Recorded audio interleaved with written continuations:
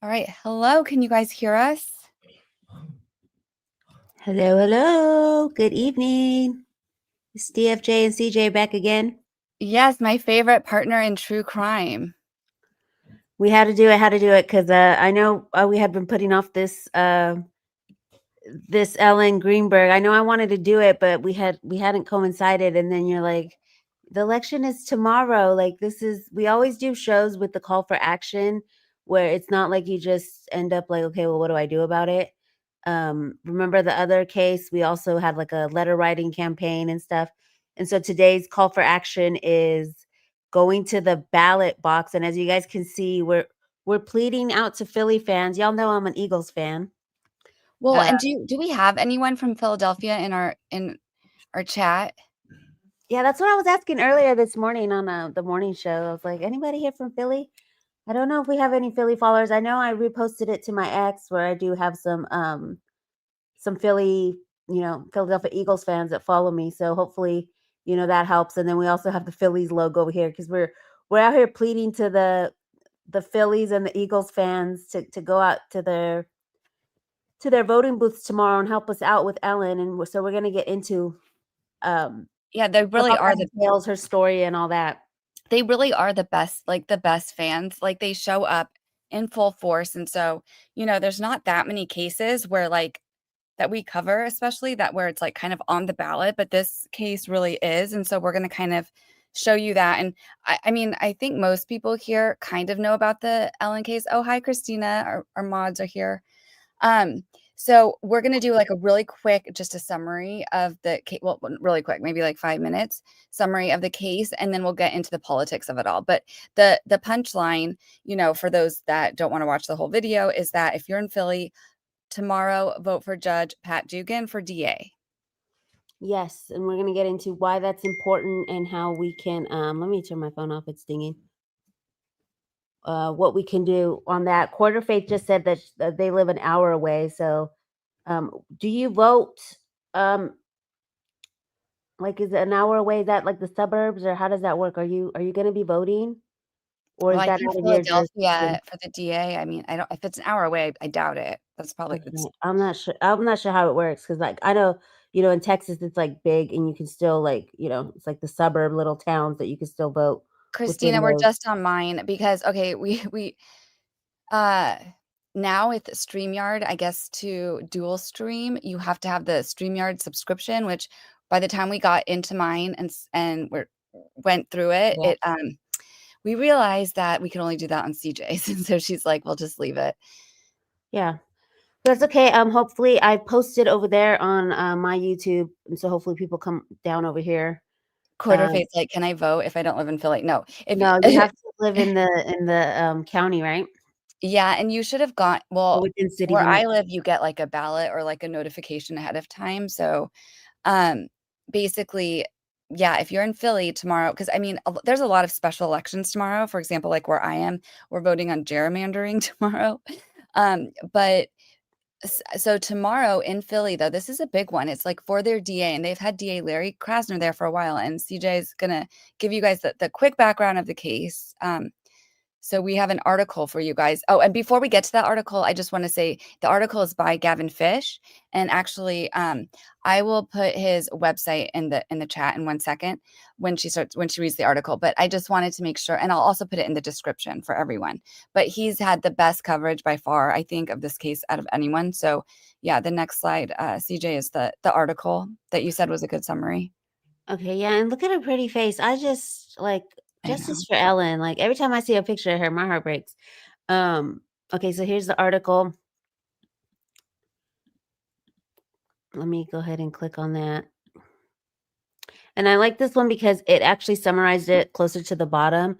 It's an article, an opinion piece that Gavin Fish wrote regarding Josh Shapiro and how a lot of people thought that he wouldn't get on the ballot with Kamala Harris during the during the presidential election because he was Jewish. And so this article he wrote, he's like, it's not because he's Jewish, but I think it's because of this incident that happened while he was in charge. He was the DA during this time.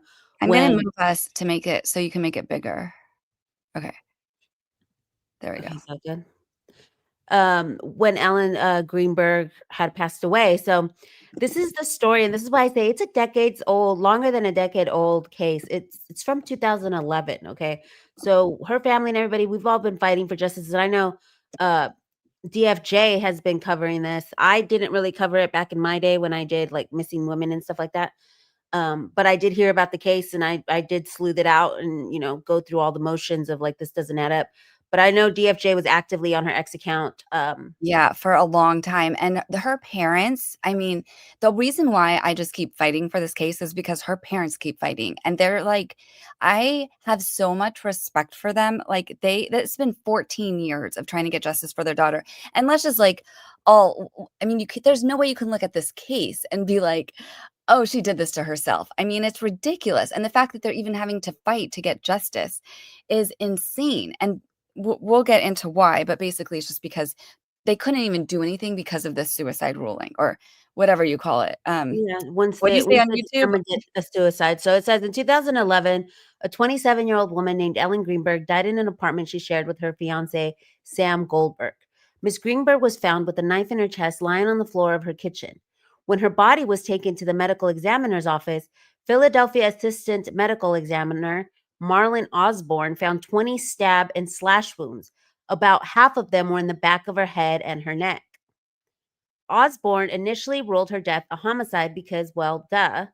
But after what we described in a court filing as a protracted public campaign by the Philadelphia Police Department designed to pressure him into changing his mind, as well as a clandestine private meeting between him, his boss, a representative from the Philadelphia District Attorney's Office, and at least 2 representatives from the Philadelphia PD, he then changes her manner of death to suicide. Ellen Greenberg's parents, Josh and Sandy Greenberg, have been fighting the city of Philadelphia to change the manner of their daughter's death back to homicide ever since.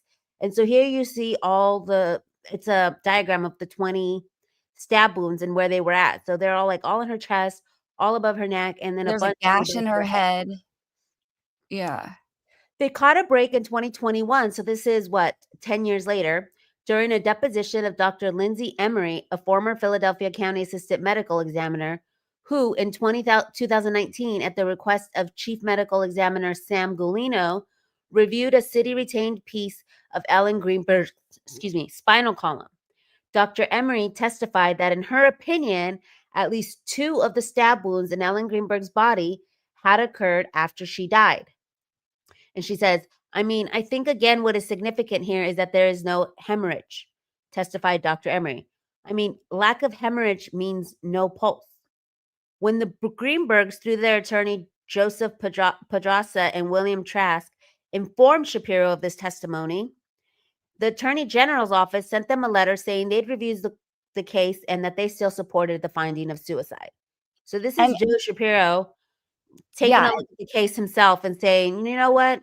And anybody, who in the chat right now that can see this picture is going to say this is suicide? Because even if you say maybe she did these stabbings to begin with and then did these, it doesn't add up because this is in her spinal column, which would, make her arms like paralyzed or whatever. So let's say she did the ones in the front first and then went to do this. It's like she wouldn't be able to once she hit her spinal column.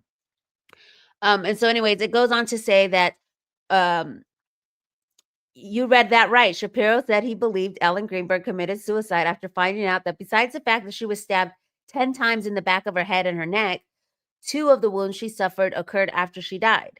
and you The can't evidence stab yourself after you die. Like it's just Yeah, you can't. exactly. So that's another thing. It was like the one thing was that, that was argued was like, once you hit the spinal column, you get paralyzed, so you can't move like your arms.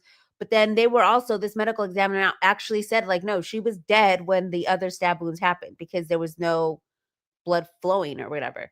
The evidence the AG's office cited to support their conclusion was a list of some internet searches on one of Ellen Greenberg's computers, indicating that she was looking for a painless way to commit suicide. Well, stabbing oneself 20 times doesn't seem all that painless to me.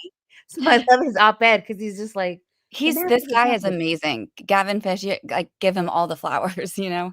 Yeah, Emery probably after consulting with the city's attorneys, later clarified her testimony and said that her opinion that the 2 stab wounds at the back of Ellen Greenberg's neck occurred post-mortem was just a possibility. And it says, I've been telling the story of the murder of Ellen Greenberg on my YouTube channel since November of 2021. Let me tell you a little bit more details, and then we'll come back to Mr. Shapiro. So here's the details on the actual case with, this is her fiance, Sam Goldberg. It says he called 911 to report that Ellen was lying on the floor with blood everywhere at approximately 6:31 on January 26, 2011. He said he left their sixth-floor apartment about 45 minutes earlier to work out on the gym on the first floor. When he came back, he told investigators the door was locked from the inside with a hotel-style swing bar lock. When he couldn't reach Ellen by phone, text, or email, or by shouting through the cracked door, he said he broke it open and found Ellen unresponsive in the kitchen floor. And we'll listen to a little bit of that call here. But I just want to summarize it all for you guys before we get into the nitty-gritty. Goldberg's call to 911 wasn't the first call he made. And this was my Roman Empire for the longest, every time I saw this case. Because when you think about how you would react if you see a loved one on the floor with like stab wounds, you're not going to go call somebody else before you call 911. That's my opinion. I don't know. The chat can chime in on what y'all think. But Yeah. at 14, according to a confidential source whose information was largely confirmed in a letter to me by an attorney representing members of the Goldberg family, he called his cousin, Kamian Schwartzman. That call lasted about 5 minutes. Over the next 7 minutes, Sam missed several calls from his uncle, James Schwartzman. But then at 6:26, James Schwartzman tries calling again, and this time Sam picks up. And just to, I don't know if it will say it in here, but also the cousin is a lawyer. The uncle is one of the highest like judges in Pennsylvania. I think it might go into that. Oh yeah, it will. And also, I just keep these are some of the things that were not in the Hulu documentary, so we'll get to that. But these were some of the key points that I was like, why would they not mention that? That's a huge deal. So it says, Kamian and James Schwartzman were at the apartment building sometime that night. I think I spotted Kamian on security camera footage walking up to the building at about 6:34 p.m., right before first responders arrived. But in the threatening letter his attorney sent to me, he claimed he arrived with his father after 7 o'clock or closer to 7:30. Either way, they were on scene the night that she was killed. James and Kamian Schwartzman are both lawyers, and the elder runs in the same political and social circles as Josh Shapiro. All three men hail from Philadelphia's swanky Mine Line community, what area real estate agents call the city's crown jewel. So these are people who have wealth, who have connections to, the DA at the time, which was Josh Shapiro. It says, according to the firm's website, James Schwartzman is the chair of the Ethics and Professional Responsibility Group. He's a former U.S. attorney and was appointed, or assistant U.S. attorney, and was appointed by the judge on the Pennsylvania Court of Judicial Discipline by Governor Tom Wolf. In 2021, he was elected as the president judge of the Court of Judicial Discipline. And then for at least 19 years, he sat on the board of the Southern Pennsylvania Transportation Authority. So he's politically connected and powerful, according to the people who know about him and who spoke to me on a condition of anonymity. He's somebody who I think would be profoundly acquainted with legal ethics. And here we see Ellen on her engagement day looking so cute. The day after Ellen Greenberg was murdered, James Schwartzman and somebody else went back to the apartment under auspices of retrieving a suit for Goldberg to wear to the funeral, according to a statement from the property manager. But inexplicably, they also took her personal laptop, her work laptop, another laptop, and her cell phone from the crime scene. Which I'm like, okay, this is the day after. Taking custody, the chain of custody for those devices, that's ridiculous. And he's a judge. He knows better. Like, why wasn't it locked down and that taken into evidence? Like, how did they have access? That's so crazy. Witnesses have said they think Kamian Schwartzman may have been his companion, but they can't be sure. Philadelphia police retrieved the electronics from Judge Schwartzman 2 days later, according to a property receipt.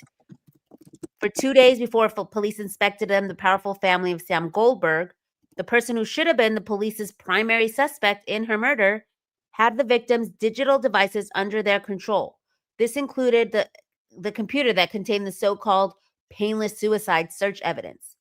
So then on June 18, 2022, I received an anonymous tip through my website that said Josh Shapiro went to a small school with Judge Schwartzman's daughter and that they likely have connections as well. So this is when he then confirms that Mr. Shapiro did indeed go to school with Kimby Schwartzman Kimmel and that they have other connections through their children's school activities. He's called Miss Kimmel and her husband's friends in a tweet in November 2010. And he also found donations from the Kimmels to Mr. Shapiro's campaign. So here's all the connections that he found. And I also linked that video, I believe, in the description of this. Yeah. And then it finishes off by saying that he made a video about this conflict of interest by Josh Shapiro in 2022. And then shortly after, about 3:30 p.m., 3 days later, the Attorney General's office gave a statement to ABC reporter Annie McCormick saying that they would refer the case out because there's a perception of conflict of interest. Josh Shapiro did not admit to an actual conflict, just an appearance of one. Yeah, so that was a huge deal. And you guys, and he goes more into it in that video that he shows up there, and I'll link that. But basically, I mean, someone gave him, and actually, I think I even linked that part in our slides. We might get there, but someone gave him the tip, and they were like, you should look at this yearbook. And he literally orders the yearbook on eBay. He totally exposes these conflict of interest that Josh Shapiro has with the fiance's family. And then literally, like within a few days, they say is that there's an appearance of a conflict of interest, but there's no conflict of interest. So we're just going to kick it down to Chester County that does not have the resources at all to cover this case and deal with this. So yeah, it ends with him saying Josh Shapiro and his staff stonewalled the Greenberg's efforts to have their daughters ruled a homicide for 4 years. Why? Could it be a personal relationship with Sam Goldberg's family? Again, in my opinion, the answer is yes. And we have the little disclaimer as well for us. Obviously, our opinion only, and we're just, covering what you guys can decide what you think. But, it does seem like there's these connections, coincidence or not, and that they did, keep kicking the can down the road. They eventually did kick it down in Chester County. And this article was last updated in 2024. What ended up happening and why the case is back in the forefront is that a couple of weeks ago. Go to the next slide. Let me go to the next slide. Okay. A couple of weeks ago. Oh, well, never mind. It's the video. Did I miss that video? Okay, hold on. It's like the worst episode of CSI you've ever heard.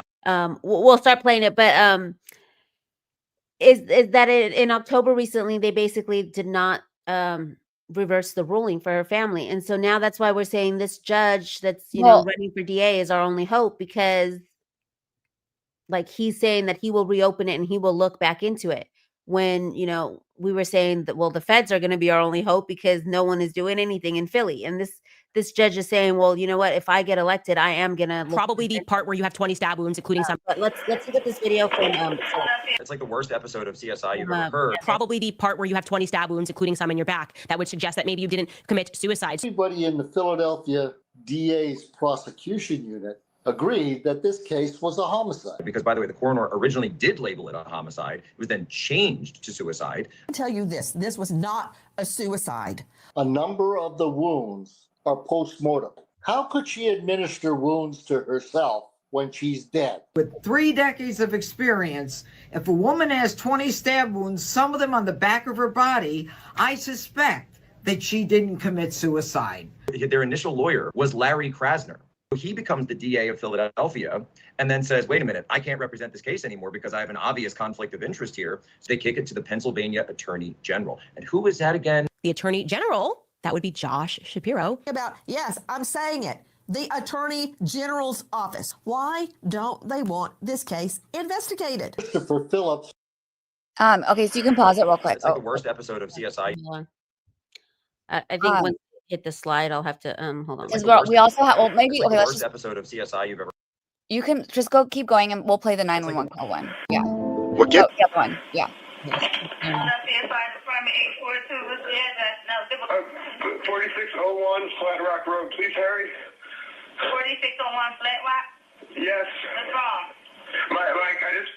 I went downstairs to go work out. I came back up. The door was a latch. Can you pause it? Inside. It wasn't. What gets me, and this is where I found the pause button. Sorry.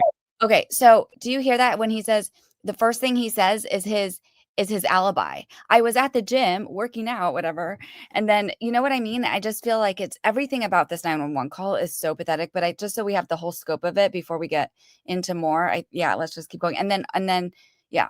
Because really quick, I also want to point out, like, think about how you would react if this is your significant other, your fiance, laying in the ground with, you see a knife coming out of her or whatever, and they said, "What's going on?" I would personally immediately go into, "Oh my God, Something the happened. stab wounds, something might, you need to get someone here." Not, "Well, I was at the gym and then the door Yeah, was touched, and then I try to," like, you're not gonna be going into telling the story of what has happened before that. You're gonna say, like, "This is what's happening exactly. now. She's stabbed and on the And ground, not breathing." and And if you walk because he doesn't sound very panicked. and also if you do walk in on someone and your loved one, this is his fiance, and she's has blood and is on the floor, what is your why would you just assume that she did that to herself? That doesn't make any sense. Like, and just I think that wouldn't your first reaction, he didn't have blood on him, like wouldn't you want to like run over, make sure she's alive? The whole thing, just look for all these red flags. So Okay, let's finish, and you guys can tell me what y'all think. What gets Philadelphia Fire Department 842. What's the address? No, 4601 Flat Rock Road. Please hurry. 4601 Flat Rock. Yes. What's wrong? I went downstairs to go work out. I came back up. The door was latched. My fiance's inside. She wasn't answering. So after about a half hour, I decided to break it down. I see her now, just on the floor with blood. She's not responding. Okay, is she breathing? Look at her chest. I need you to calm down. I need you to look at her chest. It's really. I really don't think she is. Listen to me. Someone's on the way. Look at her chest. Is she flat on her back? She's on her back. So Okay, look at her chest and tell me if it's going up and down, up and down. I don't see her moving. Okay, do you know how to do CPR? I don't. Okay, I can tell you what to do, okay, until they get there. I want you to keep her flat Oh, on her. God. Hello? Yeah, hi, okay. Are you willing to do CPR with me over the phone until they get I have to, right? Okay, so get her flat on her back, bare her chest, okay? You want to rip her shirt off. Shit. Okay? You need to kneel down by her side. Oh, my God. Ellie, please. Listen, you can't freak out, sir, because you Okay, I'm trying not. Her shirt won't come off. It's a zipper. Oh, my God. She stabbed herself. Where? She fell with a knife. Oh, no. Her knife's sticking out. What? There's a knife sticking out of her heart. Oh, she stabbed herself? I guess so. I don't know where she fell on it. I don't know. Okay, well, don't touch it. Okay, so I just let her down. Here now. I mean, what do I do? No, I mean, you can't. If the knife is in her chest, it's going to be kind of hard for you to do CPR at this time. Oh, no. Oh, my goodness. Okay. Police with operator. 277. Is someone coming here? Yes, they are. You said 4601 Flat Rock, right? Yes. Okay, someone's on the way. And the knife is still inside? And so it cuts off right there. It's like, is the knife still inside her? But y'all, was the knife inside the hoodie, and then she zipped up her own hoodie so you can see the knife? Like, the math doesn't math, because he doesn't say, "Oh, she has a knife," until later. Like, the knife was coming out of her chest. yeah, and it's like, so she stabbed herself in her heart after she was already dead, and then zipped up her sweater. So I mean, it just, none of it makes any sense. And like this, so the fact that we have like the Josh Shapiro, like, even there's so many red flags, but we showed you like some of the graphics, like of the stab wounds, or the fact that there's 20 stab wounds, or like Quarterfate said, like, oh, so she decided to off herself by starting in the back of her head. Like, that doesn't make any sense. The 911 call, the red flags in this 911 call, it's just insane to me. And then there's also something else specific. So I think because this was a snow day, so the kids actually got out of school early because there was going to be a storm. And so she made sure, Ellen, she got home, she made sure all the kids were home safely. She called every single parent, made sure everyone was okay. And then apparently she had packed up her things. She had been possibly wanting to leave. And and because they're on like the higher floor, like there was no way really anyone else could get in there. And so what some of the theories are is that like he offed her well before that this staged gym scene happened. This was kind of his afterthought. So I think like maybe she was planning to leave. He caught her, offed her. And there's a struggle. If you look at the scene, like the knife block was knocked over, and then everything was kind of salad. she was making a fruit salad. Yeah, Yeah. that's the weirdest part to me too. That was my Roman Empire, because it's like, I don't know very many people who unalive themselves who are like in the middle. Like usually they like plan something, they start like, Well, she probably was cutting up like a fruit salad, either like to give to him, or whatever. But like she I was don't on see her way her out. like, let me make a fruit salad. Oh, never mind, let me stab myself. Like that just, it doesn't go with the MO of how people usually like unalive themselves. Yeah, and exactly. And the other thing is they were saying, because the security guard at the bottom of the building, Sam had went up to him first and said, "Oh, I'm locked out. Can you help me?" And so, because it would be better for him if he had a witness to walk in with him and been like, "Oh, see, the door was locked and he walked in with me and she did this to herself." And he's like, "I can't leave the front desk to open this door with you." So then he had to change his plan. And then he was like, "Oh, well, it's locked and she's not answering. My fiance is not answering." So, and then he tells him, "So I'm going to have to break the door down." Okay. So that's where it gets crazy, because I don't think the door was ever really locked. And we're going to show you, because he said he had to break the door. This is one of those latches. So the next video, this is the last What gets me, and this is where all the red flags were coming up, and this is where I was screaming at the TV. They're talking about the latch. One of the deciding factors for the medical examiner, he says in his deposition, played a role in it, because obviously you can't walk out the door and latch it. I broke in multiple doors, hundreds of doors, broke into houses, all legally with warrants, by the way, and fixed the doors that we damaged countless times. That door was reshut, latched, and fucking yanked. Outside in this position, then we're gonna try to break it and see what happens then, okay? So Jackie, go ahead and latch that for me. Latch. Wow. I think that had Sam Goldberg busted in the door, it wouldn't have been hanging like it was in the picture. It would have been broken. Just so suspicious by itself that I don't think it was possible that he could have broken in from the outside. So I've been...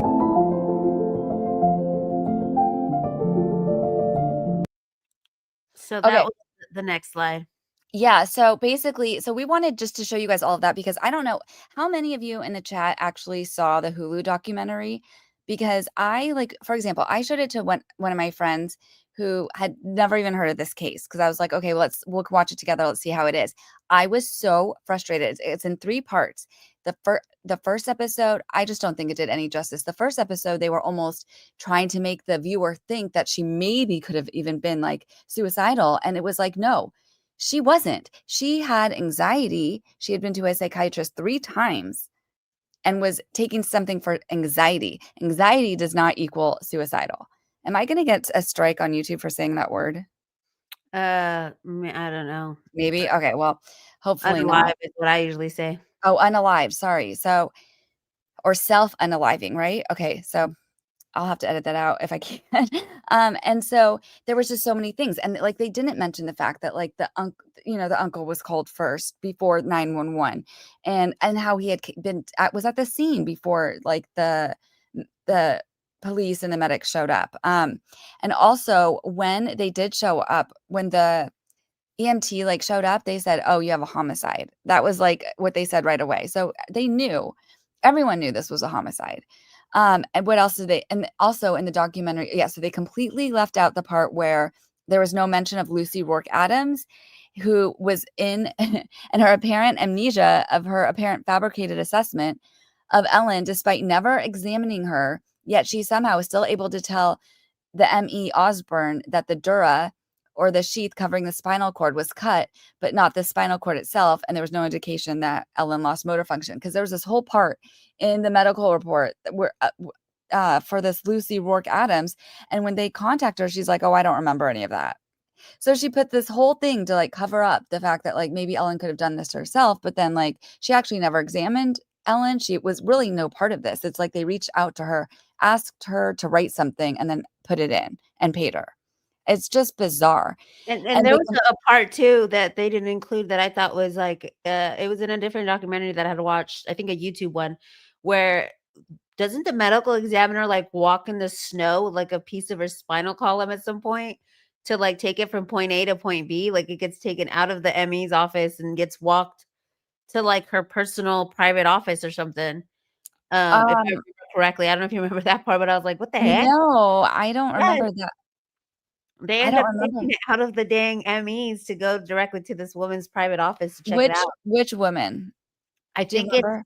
that Lucy Rourke Adams lady. Let me look it Okay, up. but she never saw the spinal cord.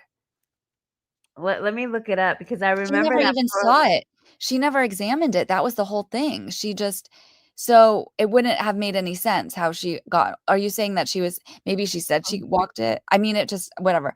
Let's keep going. Okay, so Josh Shapiro, the conflict of interest with Josh Shapiro, the fact that they did not mention this at all in the documentary is so alarming to me. And it just is a complete disservice because he gaslit that family for years. This is the guy who's the governor of Pennsylvania. This was the guy who was about to be a running mate for the Democratic president nominee. You know, he was about to be VP. He was in the running. This guy should be nowhere near anything. Like, I wouldn't trust him to like put gas in my car. Like the fact that anyone could look at this case of Ellen and say she did this to herself, that you have to question what's wrong with that person. So Let me yeah, get it this. was during the testimony of sorry, because it was my Roman Empire for a while. It was during the testimony of Dr. Marlon Osborne, the pathologist who conducted the initial autopsy. During the civil suit, Osborne testified that he took a section of Ellen's spinal cord and walked it over in the snow to Dr. Lucy Rourke Adams at the Children's Hospital of Philadelphia for an informal curbside exam during a heavy snowstorm. Well, his testimony. Oh my God. Okay, well, I have to rewatch that because That was like unprofessional. And then she said, "I don't even remember that happening." yeah, that's the thing though, is like he might have said that because they were probably like, how did she examine this during the snowstorm? You know, like Yeah. you would have remembered having to, you know, make accommodations of when you were going to come after it was clear and the weather, whatever, the weather warnings were lifted or whatever. And it's like he made stuff up, but his entire that testimony you're talking about, it was his deposition, is that's all public. That's all publicly available and you can watch it. And I'm pretty sure Gavin probably has it on his site. That's probably where I saw it. So I can go back, we can go back and rewatch that at a different point. But yeah, that's just how crazy. And that same guy though, Osborne, recanted basically everything he said and said that he still thinks it's a homicide now. So, you know, just keep that in mind. So everyone is just backtracking, and even the paramedic. Remember when Brian Entin interviewed the paramedic that was like the first on the scene, and he was like, it was obviously homicide. Like, but then everybody recants it. So why? Why is everybody recanting it? No. But Osborne, well, because they had the secret meeting with him. But later, so we're gonna get to the lawsuits because there was 3 lawsuits. Now there's none. Wait, can you go back? Sorry, one more thing. They also didn't mention. Do you want to make it bigger? Okay, you're good at that. Okay, so there's no mention that the Chester County. Okay, DA basically admitted that this case was a homicide, but they weren't investigating further. And that was the other thing. Shapiro kicked it to Chester County, which they didn't even have a medical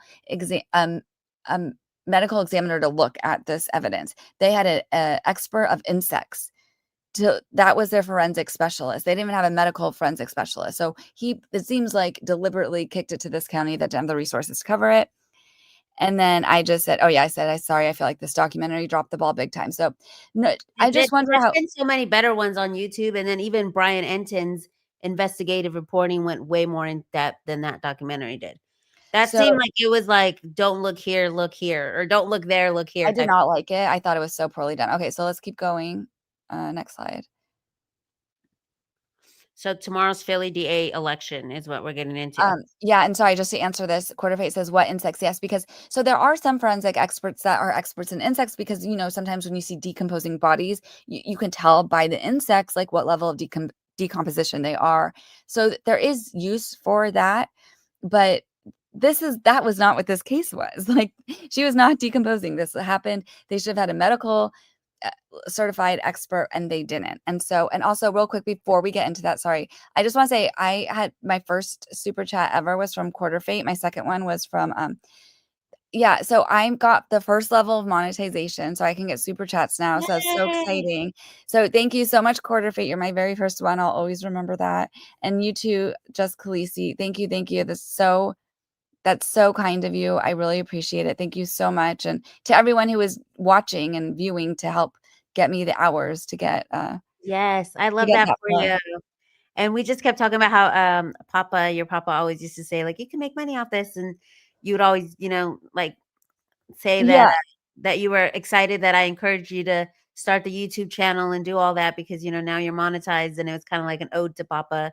Yeah, because he would laugh. He's like, "Can't you make money doing this?" Because I would always like talk the different cases with him and show him the videos and stuff. And he's like, "R.I.P. Papa, we miss you so much." But he would definitely get a kick out of this. So, Yeah. anyways, moving on. Thank you, Kristyna. I'm so happy too. It's an honor. I like cried the day that I found out. So, anyways, but let's keep going. So yes, tomorrow.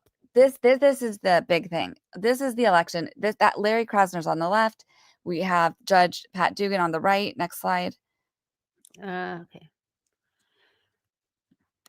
Okay, that's him. This is who If he you want to is. follow him, next slide. I would say give him a follow because, like, me and DFJ were talking about how, like, he only has 1,700 followers and then his posts barely get any likes, and we're like, he really should have a bigger platform, like, for what he's trying to do for Ellen.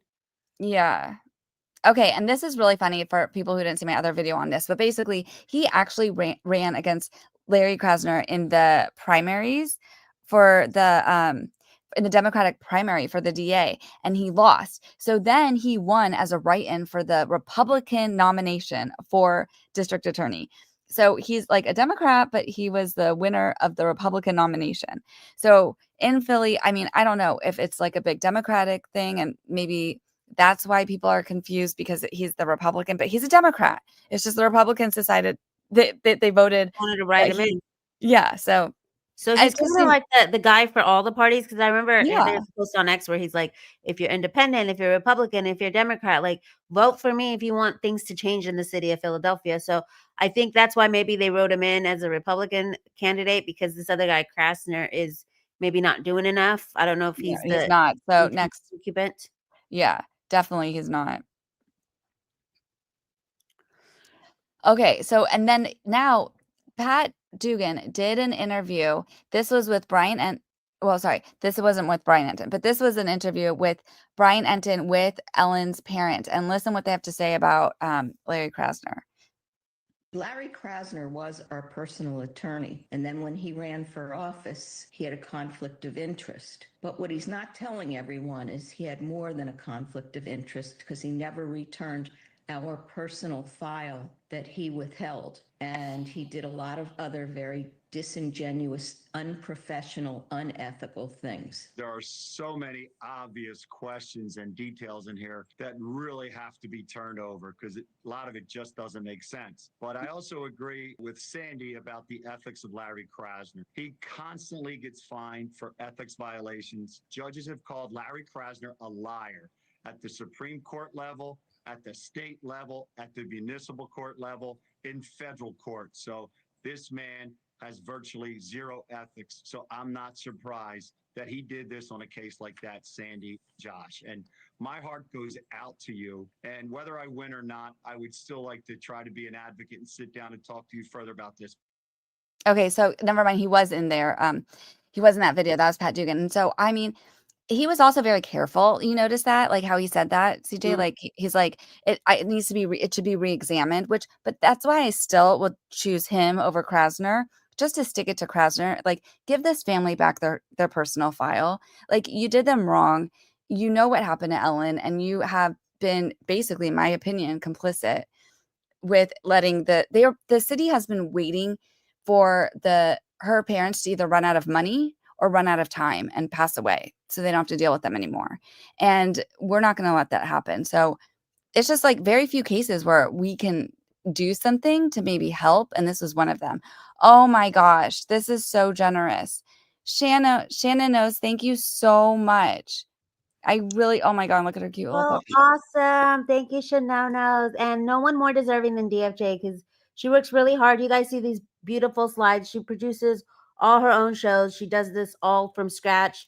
She doesn't use like a slide maker or anything like that. This is just her, on Canva from scratch, creating them, putting the stuff together. So no one more deserving. I love this for you. Thank you so much. And it was so funny because I did actually get a really good comment. I thought it was a useful comment, but it was funny. They were like, someone on one of my last videos was like, "Can you try making your videos more professional?" And I was like, "Okay, I'll try." I mean, you're trying to produce your own content, but yeah, you know what? He never replied, or they never. No, he replied. did. He did. Oh, did it? What was Yeah. it he wanted you to do that was more professional? Was it just Oh, like but no, it's good feedback. He said one? like, when you're talking, make sure you have more visuals, and he's like, try to make the articles bigger or something when you're showing them. I think it was not for the lives, it was for my pre-recorded video. So yeah, I got it. I took it good, and he subscribed, and it was, I took the feedback to heart, because I want to make things better. So, but it is funny because I do it myself. That's why it doesn't look that professional, because I'm learning. I don't know what's going on with this, so I'm gonna have to rework this real quick. Okay, do you want me to? I'm gonna take you down. Tell me when you're ready. Yeah, take me back down because yeah, I took you off. It froze for some reason. I couldn't like get the slide to somehow when I was playing that video. So sorry, it can't be a show with CJ without technical difficulties. And you guys, it's also a full moon like Wednesday, and so just things are always going to go crazy. I think when there's a full moon, that's my theory. So let me get back to the slide. All right, you can pull me up. You're ready? Yeah. Okay. So here we are now for the second part: how politics intertwines with Ellen Greenberg, the Josh Shapiro of it all. Yeah, and so this is funny. Actually, I thought you'd like this, CJ. If you zoom in on like the right side. So this is their cases of public interest. Okay, this case should be a case of public interest. Look where it says, look who they have down there. If you scroll down where it's underlined, they have Luigi Mangione from when he was arrested in Altoona, Pennsylvania. And so, I mean, it wasn't even his case is in New York, but this is what they have there. And then they also have Koberger from when he was, inmate 214 from when he was arrested in Pennsylvania and then taken to Idaho. So those are their cases of public interest, but they don't have Ellen, which is a case of huge public interest because you know what? It's not in the interest of the politics there, and it's not. So they're not. And I had emailed in order for it's to admit that Philadelphia dropped the ball. You know what I mean? It's so many people would have to go down that a lot of people don't want to touch it, but that's why it's so important that this judge does want to, because he's not afraid of, the higher uppers or all that. Like he's saying, when I'm in control of the DA's office, I'm going to pursue this. I'm going to figure out what actually happened.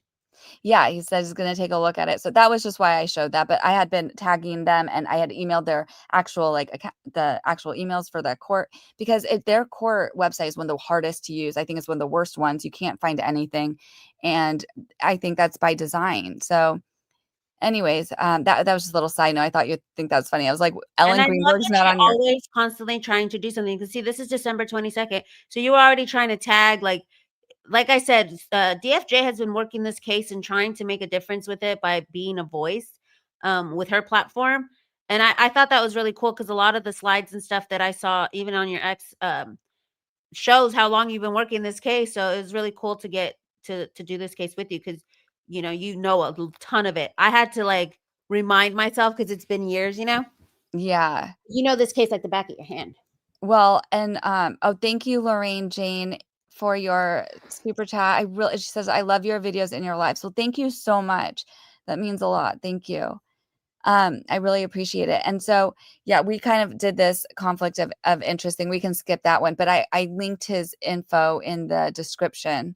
But yeah, I have, and this is where it will get interesting because, okay, so I have been covering this case for a while but there was not a lot of pickup really it kept getting lulls. And so then all of a sudden my comments that normally got no views, all of a sudden we're getting a bunch of views. And I was like, okay, because it was during when I guess Kamala was going to pick him to be the VP or when he was in the running for that. And I made one comment. I was just Josh Shapiro, you mean the guy who allegedly covered up the murder of Ellen Greenberg for one of his buddies? Are politicians no longer vetted, or is the bar just that low? And of course, I put a link to Gavin Fish, and that one got reposted by a bunch of these big MAGA accounts. And I was like, okay, now I see what's going on. So next slide. Yeah, and that's the thing that I loved when he's earlier in that article by Gary Fish, where he's like, has nothing to do with him being Jewish. Yeah, maybe it has something to do. And I loved your pun too, because you're Well, man. exactly. No, but that was the thing because they were like, oh, he's not. A bunch of the Democrats were like, oh, they're not gonna pick him because he's Jewish, and everyone's like, it's not because he's Jewish. Like Kamala's husband is Jewish. It has nothing to do with that. It was because I think Kamala could see the red flags and was Yeah, like, too much I'm not. baggage. Like, oh no, I ain't trying Yeah. to take this guy on with his Ellen Greenberg baggage. So then we go on to discuss why this is a MAGA talking point, and I kind of discussed this in my morning show earlier too, about because a lot of people were talking about how the Baldoni case, Baldoni versus Lively, that there's all these MAGA people who are, and for me in my morning show, I was asking like, well, does it really matter who's behind it, like, or what their political affiliations or whatever are, because at least they're being a voice, and for some reason the MAGA people tend to be loud and not scared to voice their opinions and go all out. So it just so happens that that's the crowd. And for me, I'm under the impression of like the more eyeballs and the more voices, the better. Well, and this guy, this Jack Posobiec guy, I mean, you can see the numbers down there. It was like 5 million. Like when he would tweet about this, we got a lot of views. And so this was during when she was picking the running mate. And so Jack Posobiec is from that same town where Ellen was offed. And he knows a bunch of the Shapiro, like, I don't know, skeletons kind of. So he was having a field day with posting about this. And I was like, whatever, I'll take it because it's getting views. And I kind of wish right now he would be retweeting the Judge Pat Dugan, because I was like, look, like, but it's because I don't think they care about the DA, I guess, because they're both Democrats. But it was just like, stick it to Josh Shapiro, because even you still want the guy to win who said that we're going to re-examine this case. We're going to keep giving light to this case. That's who you want to vote for. And if you guys notice in that interview too, he said, even if I don't win, okay, we want him to win. But I love that he said, even if I don't win, I'm going to be a support system to try and get some justice for you. So it seems like he's going to take it all the way, either way, but it will be easier for him if he is on the inside, so to speak, as the DA, to be able to make moves. You know what I mean? So that's why it's so important. If you have a platform, if you know anyone in Philly, just get the word out, retweet it. You never know. You might have Philly people who follow you on X. So, reposting and retweeting. I know I had posted the show tonight, and underneath it, you know how like you could do the thread. I put, Dugan's plea right underneath it. So you guys can take that and repost it. And also because that's case, we like CJ and I, we don't do politics really like at all. So I was just, but this case, that's what I was like, why is this case political? And so that's how it kind of got political, is because of Josh Shapiro. And also, but just to vote, you can just vote, use the ballot, use your voice, and you can vote for someone to actually like keep bringing this case to light. And I thought this was an interesting comment. She said, Jane said, I was showing my husband the picture of all the stabs, and he said someone wanted to make sure she was dead. I told him this was ruled a suicide. He said, no way. What the hell? No way. And you know what? And it wasn't even just the stabs. You know that there was like defensive wounds on her. And Gavin Fish, if you go to his website, I mean, he has pictures of the bruises. There was like over 50 bruises. Mm-hmm. Yeah, she had like defensive bruises. And I'm like, as someone who's done yoga, I don't really bruise during yoga. Like, yeah. Different if it was like something else, but also, do you know that she had they said that it looked like she had also been strangled? And so I think that maybe because someone it was for sure very personal. Someone definitely did not want her to be alive. And so it seemed like there were several attempts, because there was also the gash in her head. It seemed like they might have tried to strangle her, because she had a clean white towel in her left hand, which makes no sense. And then there was defensive wounds like on her wrists, and it was started in the back of her body. If you're going to off yourself, a lot of people will do like their neck or their wrist, because that's where the blood is to have the most loss, which I don't take my advice. I mean, I don't know. This is just what I've heard, but you don't start in the back of your head. And also the looking up on the laptop, how they said, oh, the laptop said she looked up how peaceful ways to off yourself. Does this look peaceful? Like this is like on like all the different, and I know this is graphic. I don't know if it'll allow us to show this. I didn't even think about that on YouTube, but as you can see, you guys, like, look, like it's going point by point. This is the knife, and he would have seen it sticking out of her. But look, these are all the wounds and all the different ways. And I remember one time I watched a video that studied exactly like let's hypothetically be like, she did it this way, she did it this way, and it never added up. Because look at these two right inside the skull. Yeah, exactly. And they were so deep, and they're also different angles too. I mean, it's crazy. And again, she had anxiety. Like she didn't. Oh wait, can you go back? Sorry, can you go back to the other slide? So I just thought this was funny because that Jack guy said something like, Fetterman is right. If Kamala chooses Josh Shapiro, he'll knife her in the back much faster than she knifed Biden. And I was like, and then he will accuse her of knifing herself in her own back, like he did with Ellen. And then I put a photo.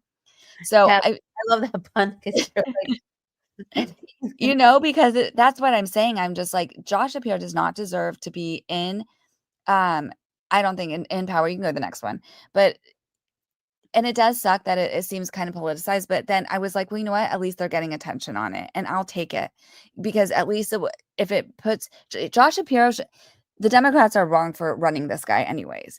Get him out of politics. This is not right. Like, it doesn't matter what side of the aisle you're on or whatever, what you believe. Like, look at this. Look at this.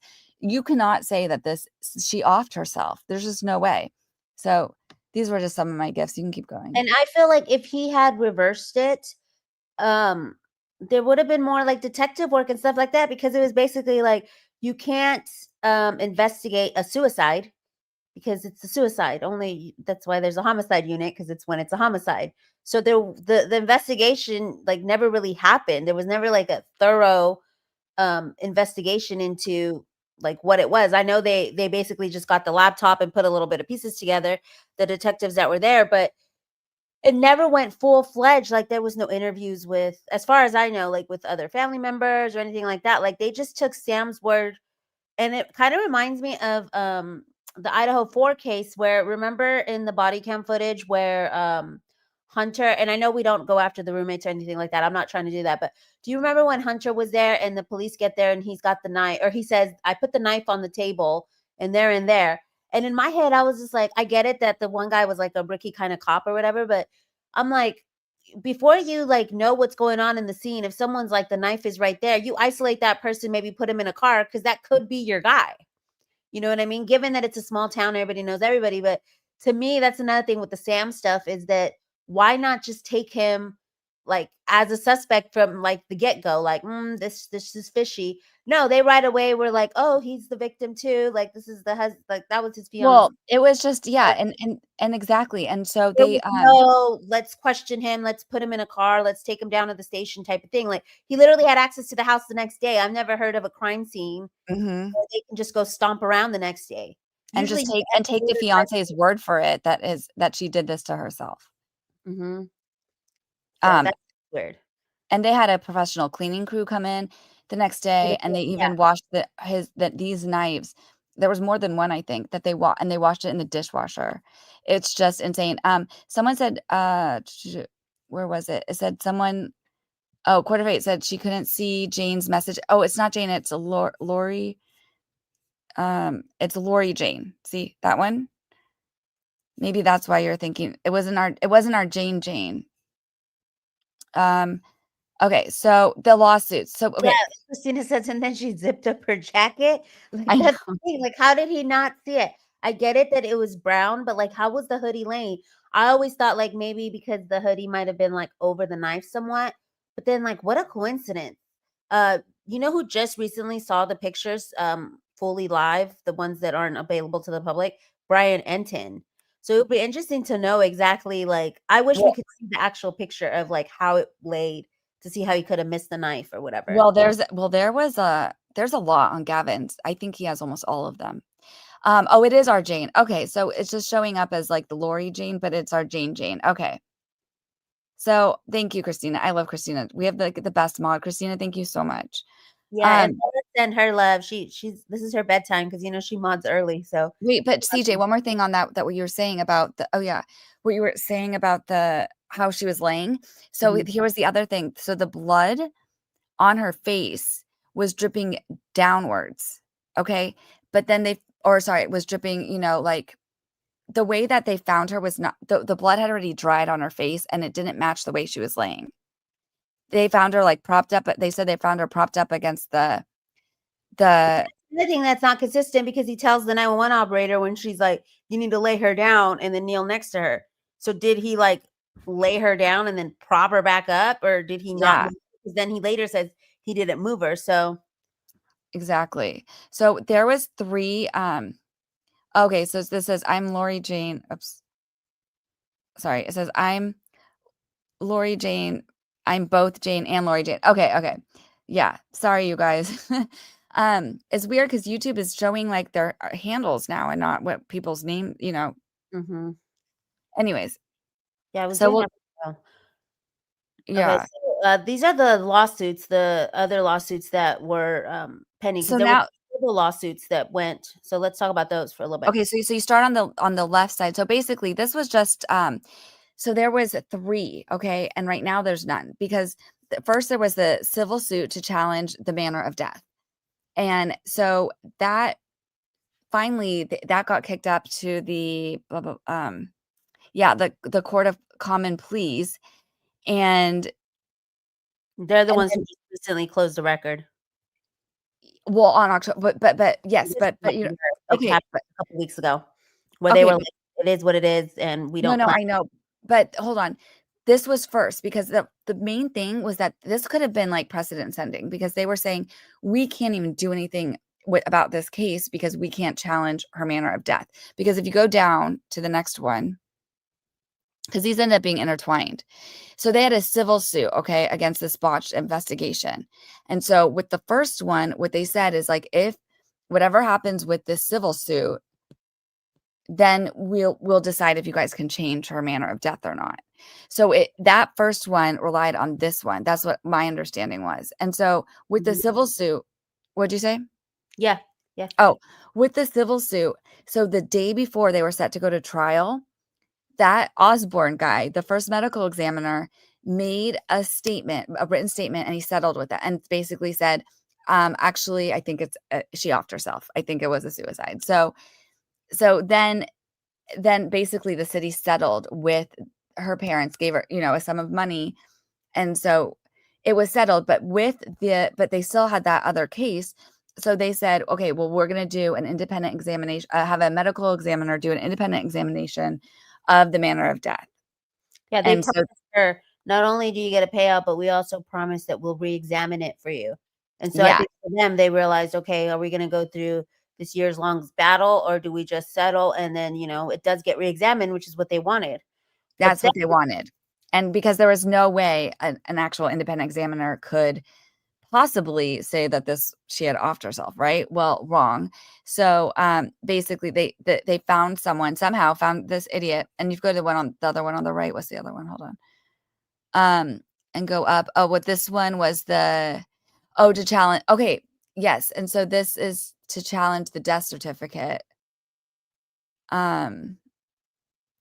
So they're going to have to basically appeal now.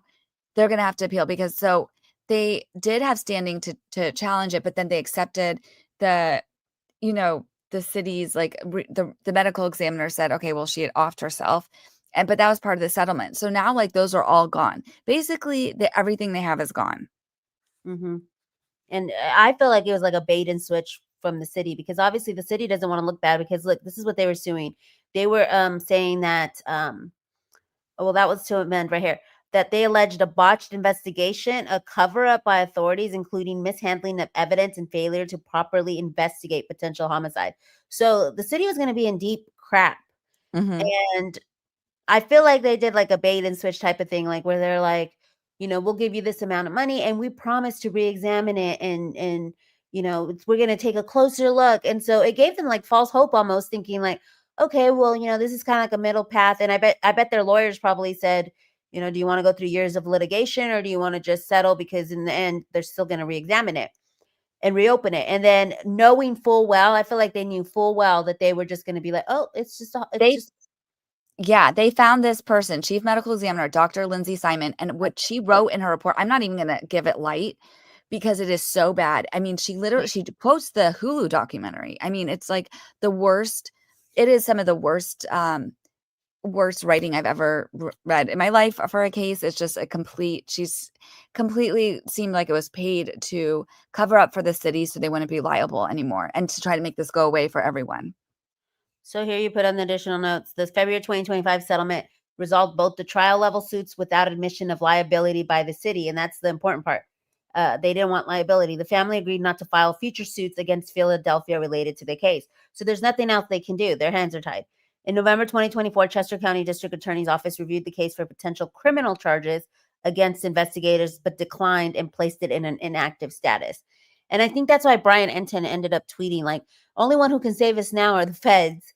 And one of the things that was another call to action, not only, you know, to go and vote for Judge Dugan, but if you're not in Philly, is tag at Kash Patel in these posts. If you know, if you have a platform or whatever, retweet it and tag Kash Patel to see if, you know, maybe by a long shot, you know, us as citizens can maybe get enough traction. Well, CJ, don't you think that Kash Patel needs like a redemption story because they messed up the Epstein thing so bad?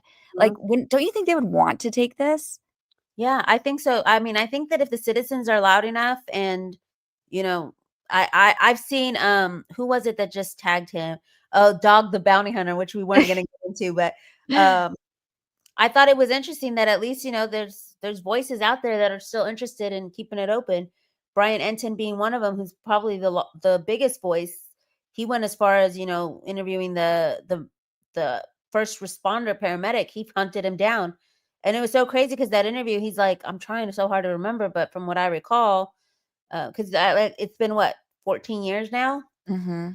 So that's another thing. People are losing. So much evidence has been lost and stuff since all this. So, well, and then this was just a GIF I made when he had recanted. Because if you go to the next slide, this is when basically, so Chester County, that's where her case is sitting right now. And it's basically, it's not closed because they don't close a homicide, but it was so terribly done. They had an insect forensic expert look at her medical file, to determine like whether she had done this to herself or not. And, you know, that doesn't even make any sense. It's like, we might as well just give it to your next door neighbor, actually. But I think like any of us could look at this and be like, she didn't do it to herself, just based on like having a brain cell. Okay, and then this, I don't know. This was just the statement of the medical examiner who had said that it was not, she didn't off herself. And that was the one, this was in February of this year. So that was a really big deal. And then we don't have to read it if you don't want to, but just like it was there. Okay, so but this was so if we go down, so basically, I wonder, will it let us open that? I think I have to share a new tab. Okay, there we go. Okay, and scroll down. Okay, see this line right here. It says, this is from Chester County, because they finally, it took them forever to put out something. But after this whole debacle went down with the medical examiner, original one saying, oh, she didn't off herself. And then the city settling with the parents. So then the next day, they come out and they say there's no statute of limitations for criminal homicide in Pennsylvania. And because investigations can take new directions, we are not closing the case. So they admit that it's a homicide because there's no statute of limitations for criminal homicide. Mm-hmm. Right? I mean, yeah, but I mean, if it's still a homicide, why don't we have homicide detectives still investigating it? No, because they said that if it takes a new direction. So they're not closing it, but they just don't have enough to prosecute.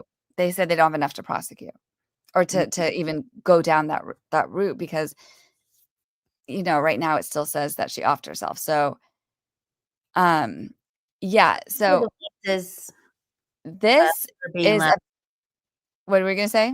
These are the voices that are being loud. We have Gavin Fish and Brian Entin. Do you want to play this one?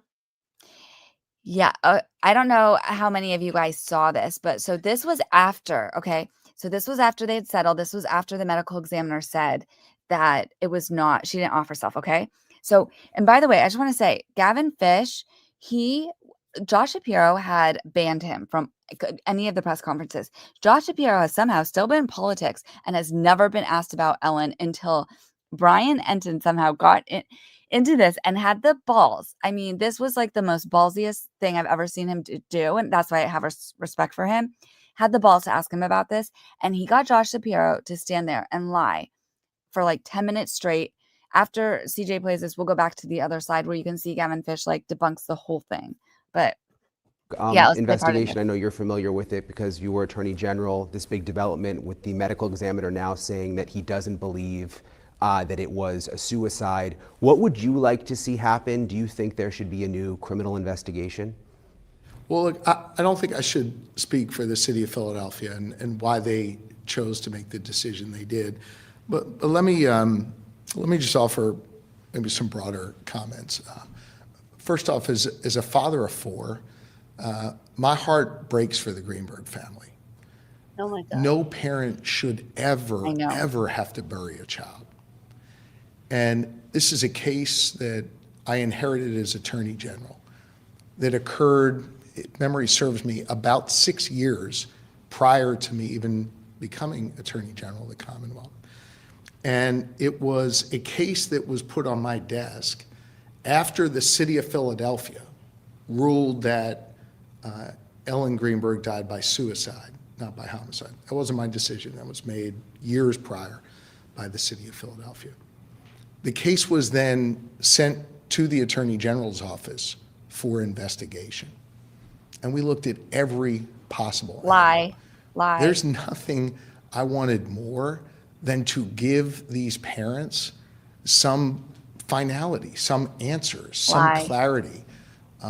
And we received more evidence, more information during the course of our investigation that sadly didn't show what they wanted it to show, but actually rather pointed to more data, more information that pointed. So they had the computer, that's why. Yeah, they were saying the computer because of those search and the computer doesn't even have a chain of custody. That chain of custody was broken by having the fiance's family take it. And took all of them. Like they took the fiance's, they took hers, they took her phone, they took everything. And then all of a sudden, there's these search terms for how to off yourself. That is literally what he told the parents, is that's why they concluded she offed herself. It was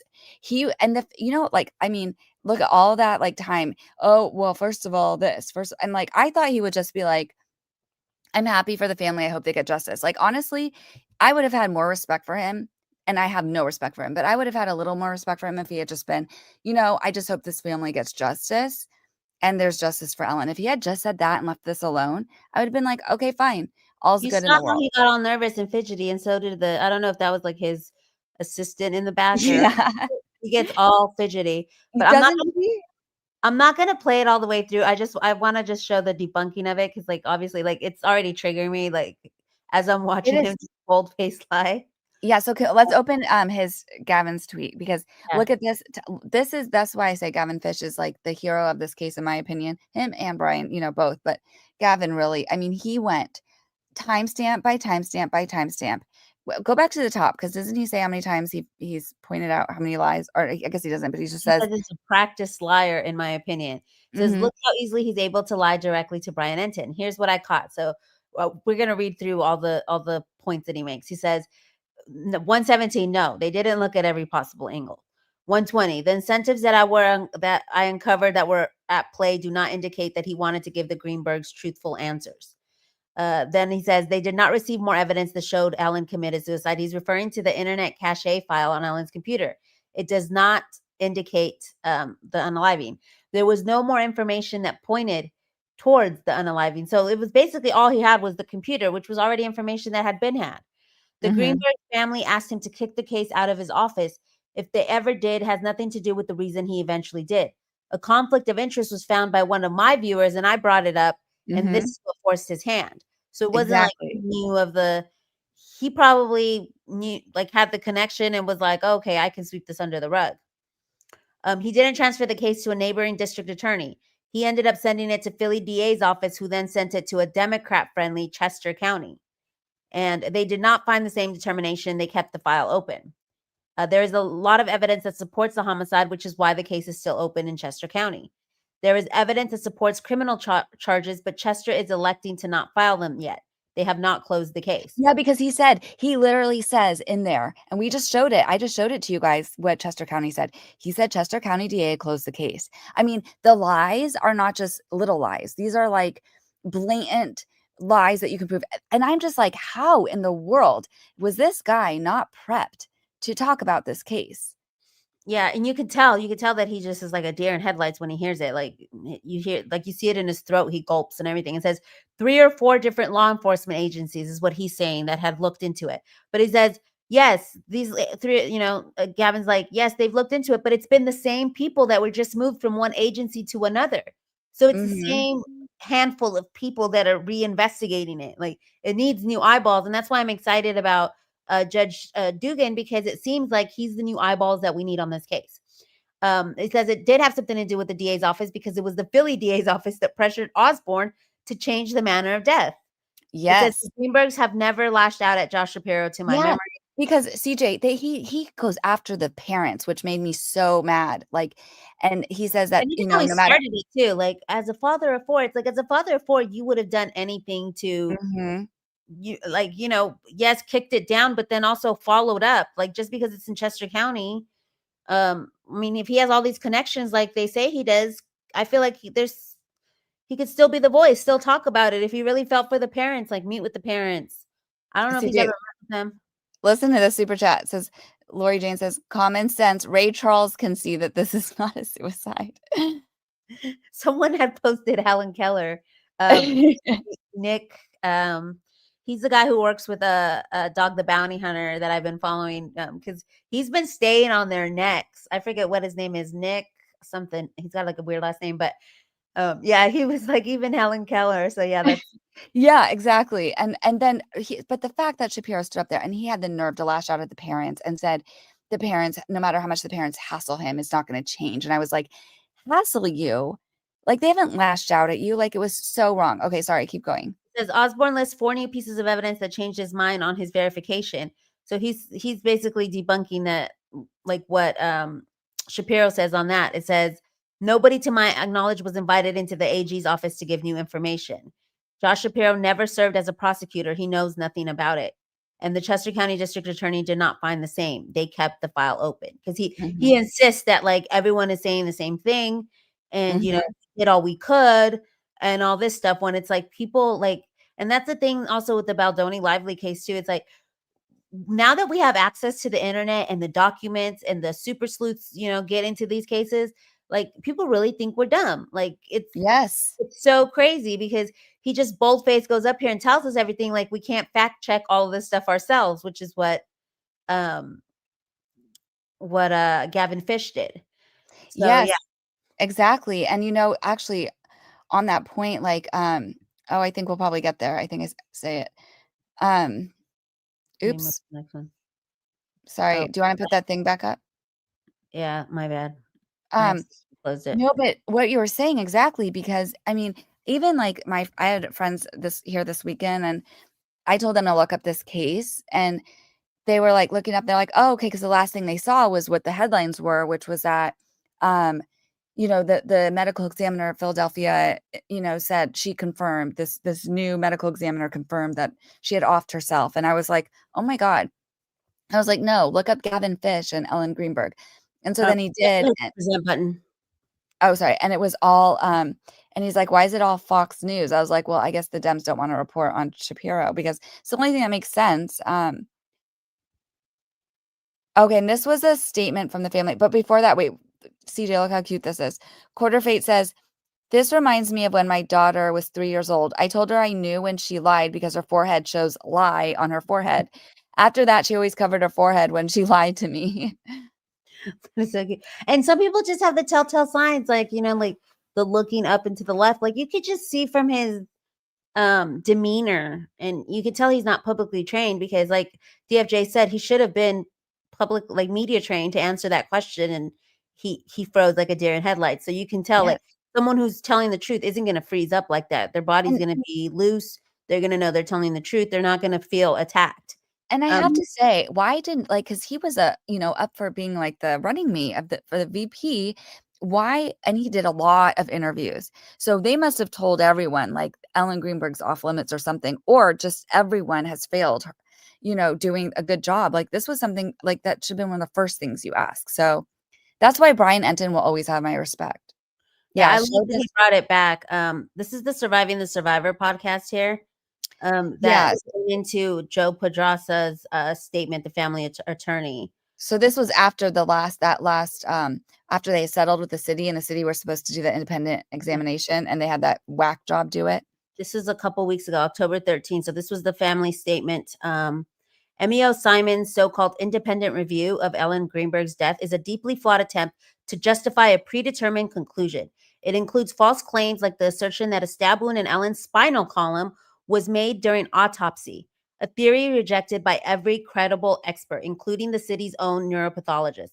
By ignoring key evidence that contradicts suicide, the extensive 3D photogrammetry, a recreation which proves Ellen could not self-inflict all of these wounds, the unexplained bruises, the missing surveillance footage. We didn't even get into that part. That part is crazy too. Yeah. Intact lock, accounts of a toxic relationship, etc. Simon builds a flimsy case on a distorted portrayal of Ellen's mental health, propped up by the cynical distortion of Ellen's managed anxiety, a condition which is experienced daily by over 40 million Americans. Shame on you, Simon. Which is one of the things that I had, like, in the very beginning, just beat over again. It's like she had anxiety, like, and she was being treated for anxiety. This wasn't like she had these severe mental health issues. If anything, what was causing her mental health was her toxic relationship with her fiance. Yeah, and like she had anxiety about that because, and from Like the she was crime scene, trapped. That's how I felt, like she was trapped. Yeah, she felt like she was trapped, and she felt like it, and she had asked one of her friends, like, would I tell my therapist, like, are they allowed to tell other people? Like she had only met with it was the psychiatrist 3 times. And so I think she was hadn't even gotten to that point of like talking about her relationship, but she said she had anxiety. They were about to get married. It was going to be a lot of money. His family comes from a lot of money. And, they had already put like kind of pressure on Ellen's family because they're supposed to pay for the wedding, I guess. And I mean, there was a lot going on there. And and the photos made it look like she had packed up her things, like she was getting ready to leave. It says this report is tripe and an embarrassment to the city and an insult to Ellen and her family. Ellen's family just wanted the truth. It's clear that the truth will not come from Philadelphia's law enforcement machinery. Though Ellen's city turned its back on her, which I hope not. I hope that the city of Philly shows up and shows out tomorrow. I really do. Like, I'm going to pray about it tonight. If you guys are prayer warriors out there, like, please pray, because I hope that this isn't the truth, that the city has turned their back on her. I have such a deep respect and love for the city of Philly. And I know like the people there, they do care about causes and stuff. And like I said, in the beginning, when we were saying like the Philly fans always, show up and support a lot of the foundation stuff. So I'm hoping that, they do come out and support this. It says her parents said basically that they're going to go through other avenues to get justice by any means necessary. So, but I do hope that the city turning its back. I hope obviously it's talking about the city of Philly as in the government, but I hope that the citizens of Philly show up and show out tomorrow. Yeah. We go to the next one. Shout out to some of the people on X. Okay. Wait, can you share your screen? Oh, sorry. Yeah. Here we go. Yeah. So shout out to, so this one's so funny. This Melissa one with the dog right there. Every single time Shapiro posts, you'll always find her. She always says something on one of his posts, and she'll like do the hashtag #JusticeforEllen Greenberg. And she just, every single post he does, she goes after him. She's a smaller account, but I absolutely love her. So I would just say, like, definitely if you want to follow her, like what she says, because she's at it. And then there's the one that's Justice for Ellen. I don't know if it's if it's officially related to her in any way, but they do cover a lot of the updates and everything. And so I would just say follow those two. Kind of account where like you can find out everything, like the latest on her. Exactly. So give those two a follow to stay up to date on this. And obviously DFJ is going to stay on their necks and follow up with this. So let's, any final thoughts here that we have? Wait, go back. Did you go to the final thoughts one? Sorry. Oh yeah. Okay. Sorry. That next one. Yeah. Final thoughts, CJ. So I don't know. Again, I think that the way Judge Pat Dugan worded, like in some of these interviews, he does say like, oh, it should be reexamined, but he doesn't really say like, he doesn't go all the way saying like, obviously she didn't do this to herself. And like, I'm going to help get justice. He's just like, it needs to be reexamined. So he's been very, very political in the ways he's addressed it. But still, to me, that is better than Krasner, who's done nothing and hasn't even given the family back their personal file yet. So I think that we just need to vote and say, like, we don't like cover-ups like this. I don't care who you are, how much money you have. Screw you. You off someone. You are like, especially like this, like there's going to be consequences. And if you cover for it, there should be even more consequences. And we're going to expose you. So what do you think? Yeah, I mean, I think that the judge, I don't know, maybe I'm misreading it. I'm gonna try and pull it up what he actually said in his tweet. But I feel like he said more than I feel like he did say like I want to reopen the case. So maybe I'm wrong. I'm gonna pull it up because I thought he Okay, said pull it up. but one of the things that I do want to say also about voting for Pat Dugan is that it seems like this Krasner guy is not just he didn't just drop the ball in this case. It seems like there's other stuff. If you live in Philly and look into it, that there was other stuff where the ball was being dropped and there was things that he was doing. And I don't get political, but I was like, well, it seems like he's not the best choice because this is not just one thing that he's done. And I love that he says it's about doing what's right for Philadelphia. It's not about politics. It's about getting the city back in shape. Let me see if I can pull up his well, now I can't find it. Did he delete it? I'm like, is it that far down? Look for it, but go to the next slide while you look for it because I want to just give my shout outs real quick on the next slide. Okay, so I just while she's looking for that, I just want to say thank you to Kynny and thank you, Missy, because you guys are always so supportive. And Kynny like has reposted this and she said, you know, to help get subscribers and also keep her and Missy also like always make sure to make comments and you know just Khaleesi and Mama Tia do too. They always try to help the algorithm and quarterfate Kristyna, you know, it just helps the algorithm because I get kind of stuck in, you know, in the algorithm, especially when I report on other cases. So they just help so much. And then also to keep Kynny's dog Hemsi in your prayers, you know, because he just had a life-saving surgery with a tumor and they said that they removed a bunch of it, but some of it is still there or it could grow back or something. And so I believe in the power of like good energy. And I think when a bunch of people like really hold that good energy, I just feel like good things could happen. And so we just want to send them a lot of love. And what was can you go to the next? Oh no, don't go. Yeah, go to the next slide. We can thank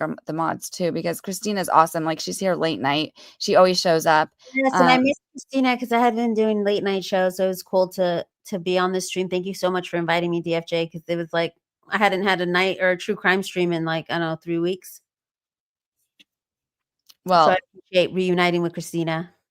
Yeah. And then let me see what the next one was. Oh yeah, and then thank you, Lena, because okay, she was the star of your show this morning, CJ. She sure was, because I was like, I've had so much stuff going on in real life and it's hard to keep up with all these like BS dockets. It's just keeping us like, it's like running a rat race, especially for us super sleuths who get like, you know, Roman empires and then can't sleep because we have to figure it out. Like it's a puzzle. We got to figure it out. So when she files this stuff, it's like, it keeps us up all night. Like the Claire Ayub, that was 2 weeks that I had to keep going. So this week there was like 6 drops. There was sanctions against Jamie Heath. There was all these things. And I knew I had to update the citizens and everything. And, you know, I'm only down to 1 morning show now, but I just was not feeling it this morning. And so I get up, I log on to X and I see, let me see if I can bring it up real quick for Lena, because she posted this beautiful picture of the Wayfarer people. It was Melissa Nathan and Justin Baldoni and Steve Sarowitz. And she was like, you know, these are the beautiful Wayfarer parties. And it literally motivated me to do the show. Like, no, you can't give up, CJ. Like, you have to keep going. You have to stay on these people's necks. Because I was like, you know, everybody's reporting on this. This is old news. People reported on this over the weekend. But then again, you never know that there's some people who watch me that may not watch the other channels, or it's always better for more voices to be reporting on stuff, you know? Can you go back to the final thought slide? Yes. Until you find it. Yeah. Oh, the next one, sorry. This one? Yeah. Yeah, so I know she's a great artist and she made me that little clip that I've been using at the end. She also made some other graphics and she's going to help me maybe make some of the custom emojis. I wanted a milk jugs emoji. But this was her post, "Our people, the Wayfarer parties." And I saw this and I was like, girl, get your butt up, get your butt awake and get your show on the road. Cause like how motivating. Look what a beautiful collage she made. Yeah. And it was a really good show this morning. Yeah, it was. We basically recapped everything. And so I was like, at the very least, I can recap the shows on Monday morning. And I'm hoping that it wraps up before the holidays because I really want to enjoy my holiday. I was over on the Zach Peters stream, and it turns out the Scandival, if you guys follow Vanderpump Rules and stuff, that case, which is also a Friedman case, he's representing Raquel Levis in like a kind of like a, I don't know if it's revenge porn. They basically shared a video that she made for Tom Sandoval. And so she's suing because she's saying like, oh, they shared this private video that I had sent him that was like a nude video. And Brian Friedman represents her. And they were supposed to start the trial in November. So I was like, oh, it's going to be a busy month. But that just got moved to April. So I was like, I'm hoping that if the lively stuff, the motion for summary judgment dismisses this case, that we can just like relax and enjoy the holidays. Because everyone's kind of over it. It's like we're pushing through because, we're going to finish what we started. But it's very exhausting. So Look, Lena made the artwork for the fundraiser for Kynny and Hemsi. Oh, and I really hope that Hemsi is going to be okay. And yes, milk jugs, Kynny. And, Kynny kind of like, we were all like, the whole chat was talking about milk jugs, but Kynny has a whole song. Milk jugs brings all the boys to the yard. And so I just think definitely, check her out, give her some love. Yes, we love Kynny. I know. I gave her a ton of shout outs. And yeah, with Kynny, I'm praying for the little puppy. So cute. Go over to her profile to see the little puppy. So cute. Me too. And she had to drive so far, to get him treatment at like He's an a fighter, I heard. He's fighting. He's a fighter. And I just told her, you just She's never like, know. I needed a sign. And then like today he was like really fighting. And she's like, okay, that's my sign. But really quick, Jugs of Love artwork by Lena. Oh, wait, look at this one. Listen to this, CJ. It says, yes, I abandoned ship. This is from Quarterfate. Yes, I abandoned ship on whoever I'm watching. If either CJ or DFJ comes on, please don't stop. Thank you, Quarter. I appreciate it. Yeah. I had a good time with y'all this morning and even tonight. I try not to do the true crime thing because the whole point of me getting into Baldoni was that I had shifted from true crime. Is it 9 or 10 sanctions, CJ? I think it's 9. I'm going to relook at it. Some people were saying it was 10 sanctions, but I think even with Melissa Nathan, we're at 9. But I'll relook into it because I remember, Kristyna, you were on with Zach earlier and you said it was 10. So I haven't double checked. Replay crew for CJ. Oh, I love you, Missy. Thank you for that. Yeah, thank you. Early morning for a lot of people that they're like, oh, I want to check you out. A lot of people, my friends on TikTok, want to check me out. And because we have the TikTok crew over there, but it's so early morning for them that they're like, well, if you ever do a night one, hit us up. Well, she said, thank you, Missy. She's like, I was in withdrawal without DFJ. And, I was in withdrawal also for you guys like that. I was even telling CJ, I was like, maybe I need to I should make a stream on how not to do a eulogy.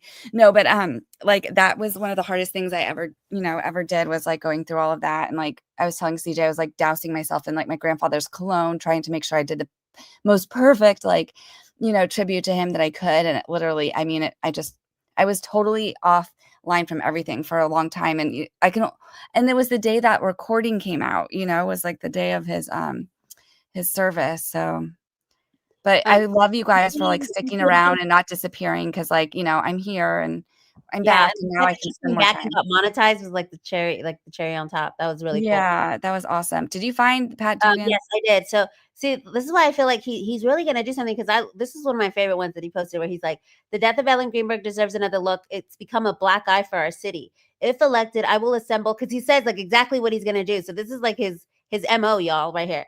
I will assemble a team of veteran homicide prosecutors and detectives and order a top to bottom review of all the case information available. Several law enforcement officials believe that obvious mistakes were made in the initial investigation. So, yeah, he's just saying that he's going to review it. So I get it. Yeah, you're right. He is kind of staying and we will. And it's it deserves another look and review. But it's he's not really saying she does, I don't know. But I see what you're saying. Maybe I'm being too harsh, I still would vote for him. He's outlining exactly what he's going to do. He's this is my duty. This is what I'm going to do. We're going to respect the work that's done, but we're going to make our investigation thorough. And it's different people. So that's why I'm hopeful that this is. And then he goes on. He went on Brian Entin. He went on Como. But then Surviving the Survivor. Yeah, Surviving the Survivor. He says, I believe it is my duty to take another look at Ellen Greenberg's case, and I vowed to revisit. But like, yeah, you're right, DFJ. He uses these words like just revisit the case, because I thought he said reopen the case, but he's just saying, not even reopen, revisit, or take another look. And then, yeah, what Kristyna says, what does veteran homicide prosecutors? That's the thing that I was like, ooh, get him, because it's going to be new people. It's not going to be the same people. Yeah. And then Kristyna says, what does review mean? Look over the fraud paperwork. Like, I know exactly. Like, it's, I don't, But he's saying down here that he's going to conduct his own investigation. So yes, he's like, as we respect the initial investigation, they're going to conduct their own. Where does it say his own? Right here. They're going to review files so that we have a complete pictures of how it was handled. We'll request the work done up until this point, but scrutinize it with a critical eye. Oh, so maybe they're just going to review it, not actually conduct their own. Because it says, I will assemble a team of veteran homicide in order top to bottom to review the case information. It sounds like they're almost like reviewing how it was handled instead of like, reviewing her case. Yeah. So I don't think that they're going to do like their own personal investigation. They're just going to have these people review what was already investigated. So that was good, you pointing that out, because now that I'm rereading it, yeah, that's what they're saying. But I would still vote for him, but I'm just like, in my final thoughts, like, it's at the end of the day, are we ever really going to see? I think only if maybe the feds get involved in, and I just, Kash Patel or whatever his name is, like you and Bondi, Pat Bondi, is that her name? I don't follow politics. Sorry, you guys. Like, I will read like a booklet. I literally vote on each issue independently. Like, I'll read the whole thing. But Pat Bondi, is that her name? And then Kash Patel. Yeah, they really dropped the ball in Epstein. I'll say that. And so they need a win.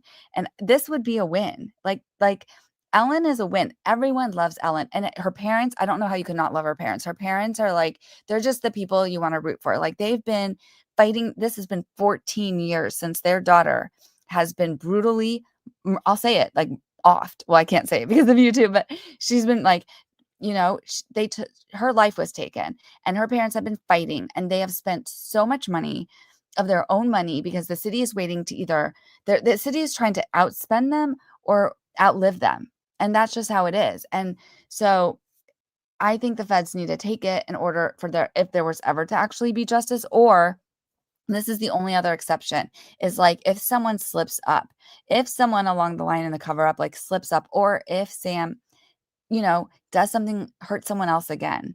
And, or like, because rumor has it that him and his wife like separated, but like that's total rumor. I have no idea. It could have just been like speculation from some people, but like if they had, and she comes out and says, okay, yeah, he attacks me, or, if there was something that like led,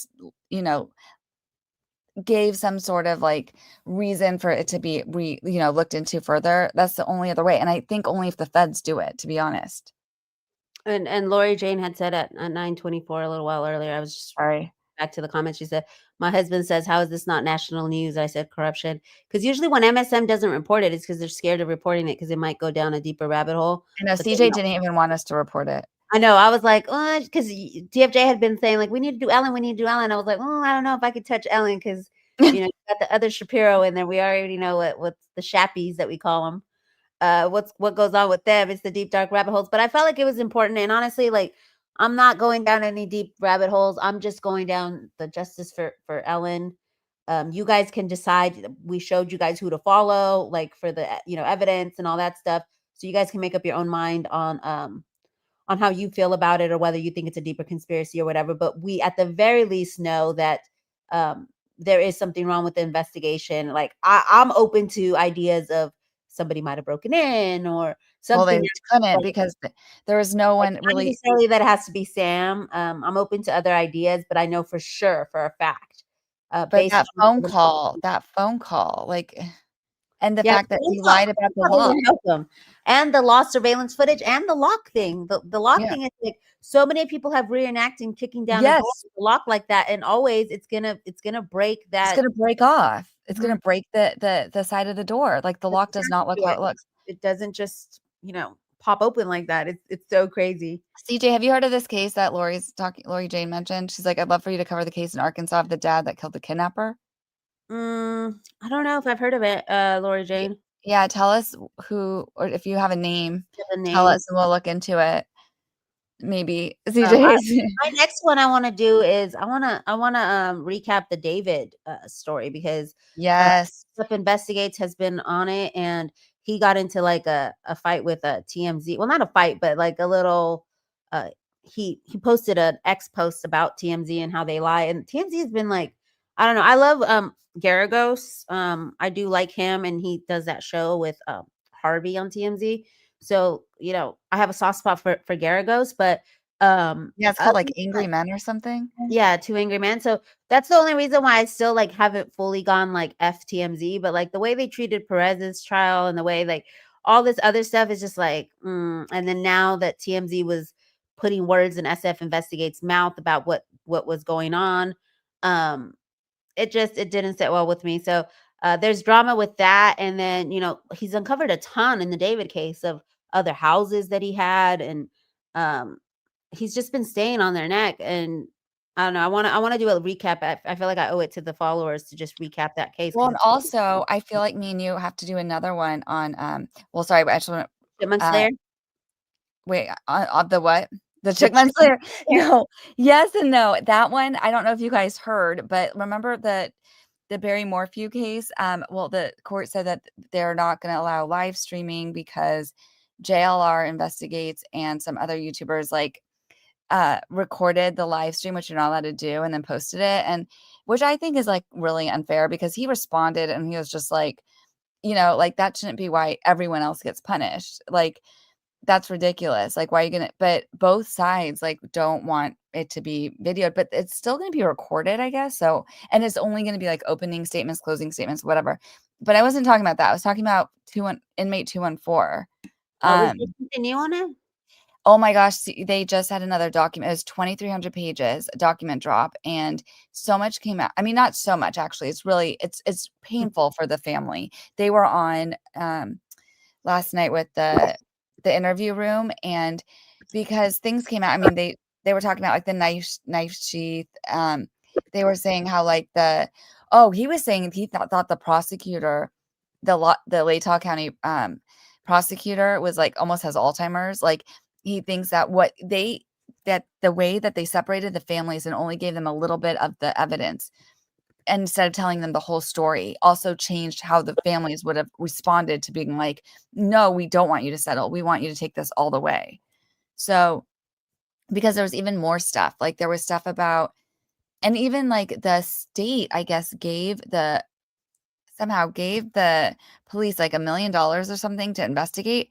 And they were like clocking how much everything spent. They're like, oh, can we do this test? Can we do that test? And things like you're not supposed to ask. Like an investigation, you do it. You're not, and they're like, oh, by the way, this doesn't count for the $500 for this test or whatever.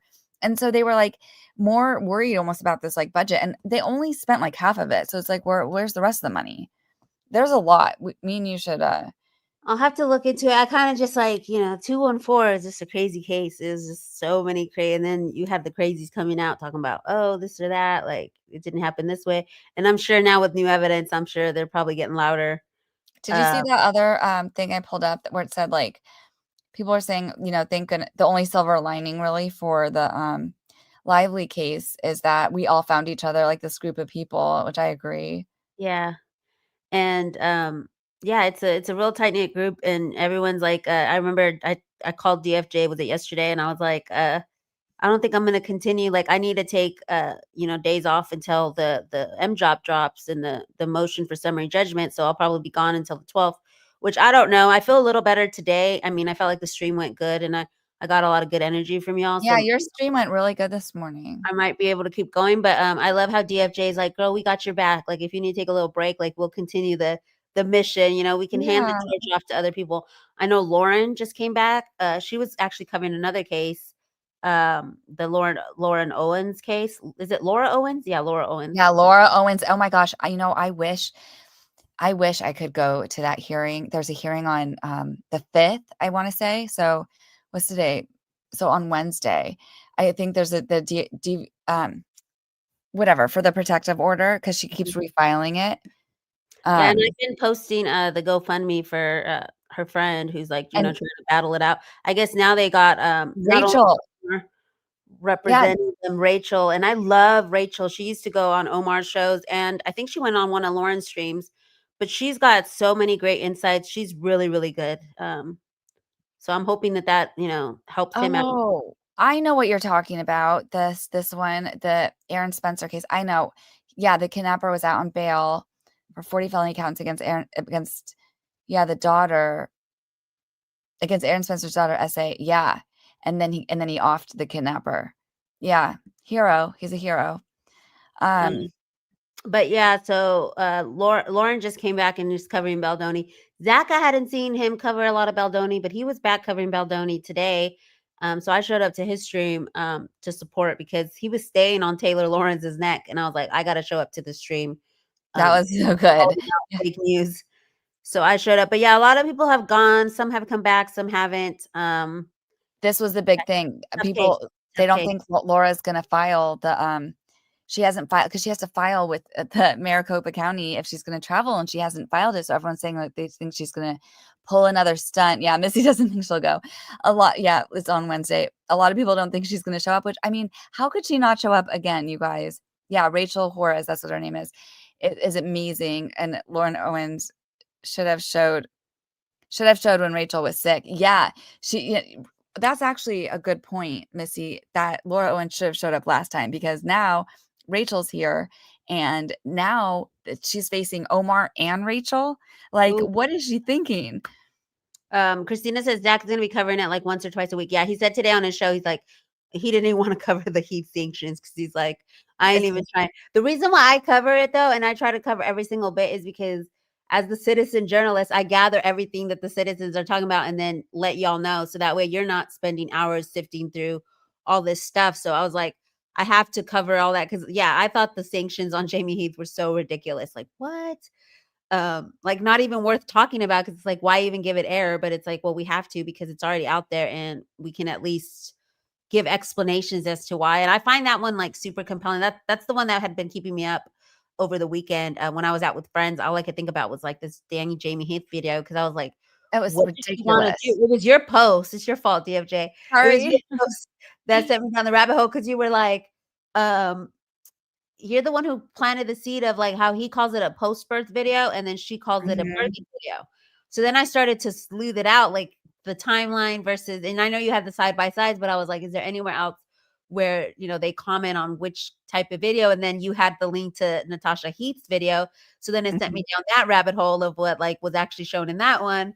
And yeah, I spent like 3 hours, stayed up late on a Saturday night. It was just, that whole thing is so crazy. It's just, and the fact that Lyman, well, he on a Sunday, he said that, okay, yeah, you guys can have the extension to respond. I was like, all right, this is interesting. But Missy reminded me, she's like, well, yeah, let's not get our hopes up about Lyman. But I'm like, even this has to be a step too far. Like what she's requesting, what she's saying is absolutely disgusting. Yep. It's vile. Oh, this one says, okay, she means Laura Owens lied to the court to get an ADA exception and the at horse show. Oh, to go to the horse show. Yeah. But if she doesn't show up, I mean, CJ, how many ways can you just like not show up to a hearing? I mean, before getting in trouble, before getting sanctioned. I had not like actually delved into the case until recently when I was promoting Mike's GoFundMe, because I was like, okay, well, this is compelling. And actually it's just like started off as a joke, which goes to show how great Lauren is at marketing, because I wasn't like, deep diving into it. I know she covered it or whatever, but I never like really looked into it. And it wasn't until she posted like, if Mike fundraises $45K, I will wear a wig and dress. And I was so compelled by that. I was cracking up, like bent over. Oh, the wig and the dress. Okay. Yeah. I thought, did you see she said she was going to get a tramp stamp? Oh, then she said, yeah, she said both. I think there was 2 different posts where she's like, I'll get the tramp stamp and I'll do my stream with the wig and a dress. And I was like, dude, this is so cool. So then I started digging more into what Mike's GoFundMe was. And then there's a whole ass page. You know how like there's like the Stephanie Jones Lies and the Amanda Ghost one and all these like websites for people who like, they want to show like stuff about. They have one for Laura Owens. It's called Victims of Laura Owens. So I went What down is that this? Yes. Let me pull it up real quick as we. No, I know. Oh no, in the timeline, there's the timelineinfo.com. Oh, Missy says that the judge for the Laura case will do something. So is he good, you guys? Is that judge good? But Yeah. look at this.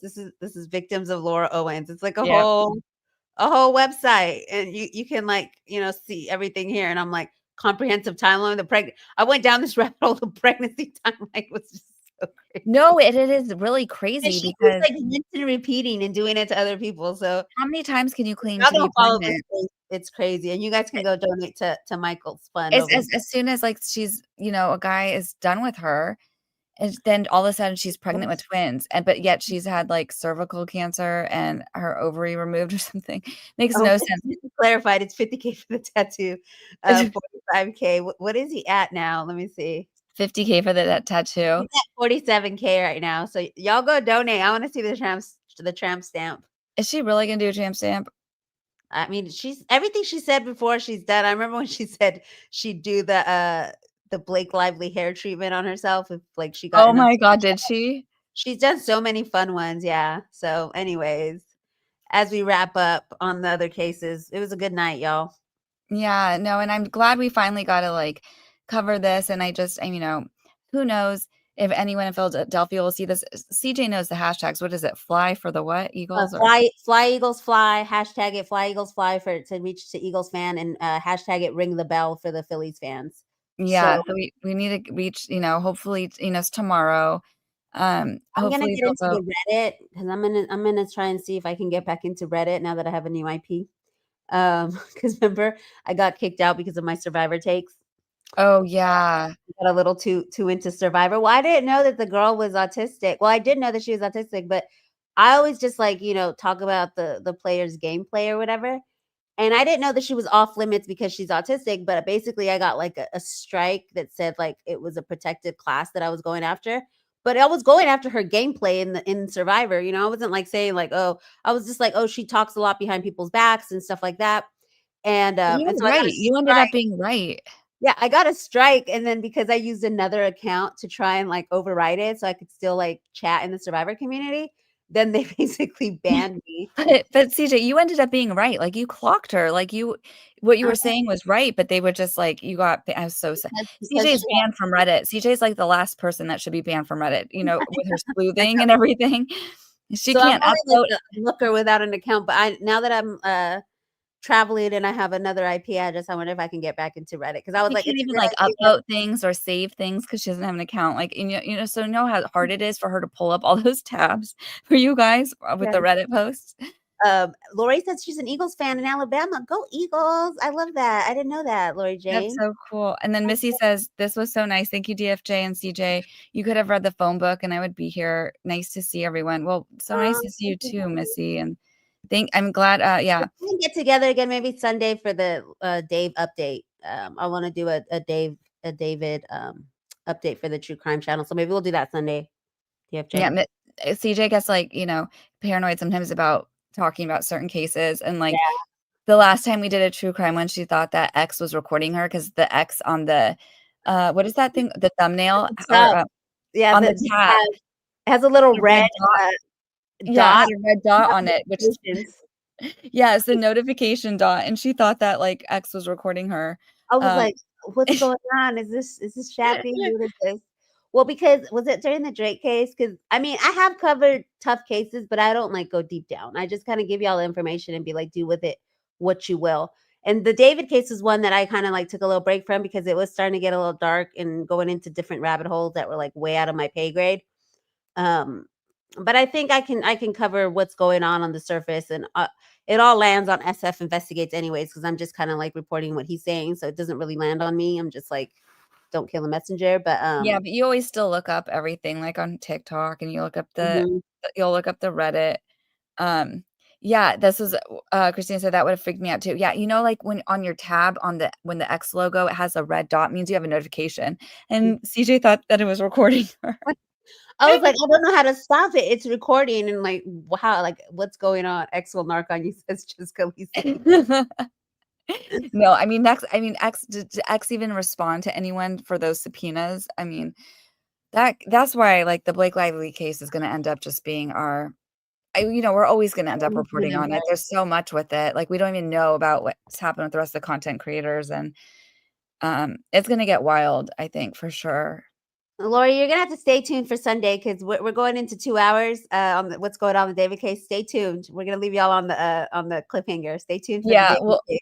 We'll on Sunday. Yeah, we'll leave a cliffhanger. And I just, again, thank you so much, CJ. Like, you're so awesome, and for being so supportive. And especially even like today, when, I have to upgrade my StreamYard account if we want to dual stream from mine. So, thank you. That was cool. I loved coming over here and being on your channel. It's like such a good chat. And like you always say, you have an incredibly smart chat all the time. And that's true. Well, we have the same chat. The same people. You have a couple new people. I've never seen. I don't know if Lori follows me over there. I know Missy is over there. Quarterfate is over there. Yeah, it's pretty much the same. The same. Yeah. People, no, we have like the best. I think definitely the best chat, the smartest chat, and so supportive. So we love everyone. Is it Space Jane? Is Lori Jane Space Jane? Is that the same Jane or is that a different Jane? No, that's a different Jane. Oh, okay. Yeah. So I don't know.